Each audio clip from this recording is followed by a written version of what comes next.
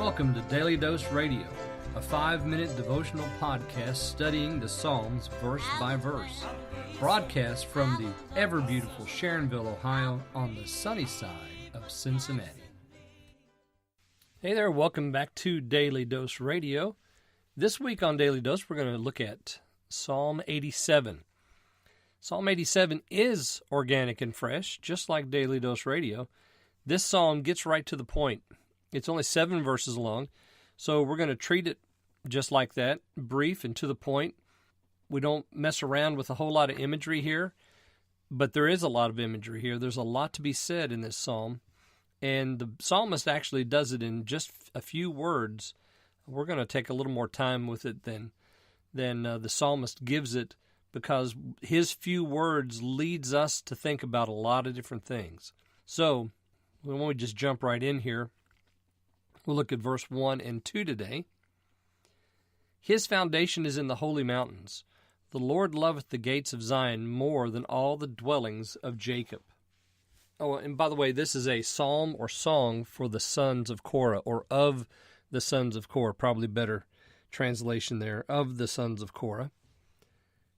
They're concerned, of course, Korah is concerned about the things of the tabernacle and the temple, and we've had several songs and psalms that have been written by them in this section of the Psalter. So we come today to verses 1 and 2. His foundation is in the holy mountains. The Lord loveth all the gates of Zion. You know, this reminds me of the Ascent Psalms, Psalms 120 through 132, 131. And so the Ascent Psalms is, I call it the travelogue. It's the worshiper who's coming from far distance to come to worship the Lord at Jerusalem. And as he's coming, he sees the mountains that surround Jerusalem. And he begins to get excited because he knows he's getting close. And this imagery here, the foundation is in the holy mountains. The Lord loves the gates of Zion more than all the dwellings of Jacob. Well, the reason why he loves the gates of Zion more than all the dwellings of Jacob is he's placed his name there in Zion. That's the place where they are to come to worship. That's where the temple is. And so he's promised them, you come here and you make your prayer to me, and I'll hear and answer that prayer. So the Lord loves the gates of Zion, but also he loves the gates of Zion because that's where his people enter in through. So the people of God assemble there through the gates of Zion to worship him. It made me also think of Psalm 85. We just did Psalm 85 a couple weeks back. The Lord has been favorable unto thy land. Thou hast brought back the captivity of Jacob. Thou hast forgiven the iniquity of thy people. Thou hast covered all their sins. The love that God has for the gates of Zion is expressed in the love that he has for his people. It's really not about a place as much as it is about a people. And we're going to see that as we go through this psalm, because we begin to focus less and less on the place and more on the people that are coming into that place.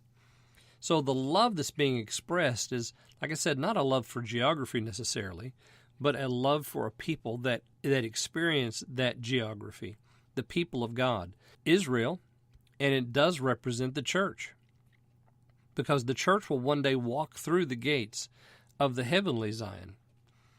So this looks back into history. This looks forward into history. This is present in history.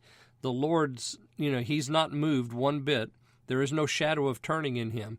And so what we see here is this stability of love for his people, all the people that he has loved down through the generations and into the future. Well, all right, so join me tomorrow. We'll look at verse 7, and we'll take a trip into the New Testament tomorrow, way into the New Testament on Daily Dose Radio. Hey there, friends. Just wanted to remind you to go out and get yourself a copy of my new book, Christianity to the Life, by Cotton Mather, edited by me, David Smith. You can find it at Amazon. It's a paperback. It's also in Kindle form, so you can get it for your Kindle or you can get it for your library at home, however you'd like to have it. If you do, I really would appreciate if you would write a review after reading it. Let me know what you think. And it's a really good book. It'll encourage your Christian walk with the Lord. So go out and get Christianity to the Life today on Amazon. Thanks for listening to Daily Dose Radio. I'm David Smith. The music today has been performed by the Bluegrass Experiment. Thanks again for listening. I'll see you next time on Daily Dose Radio.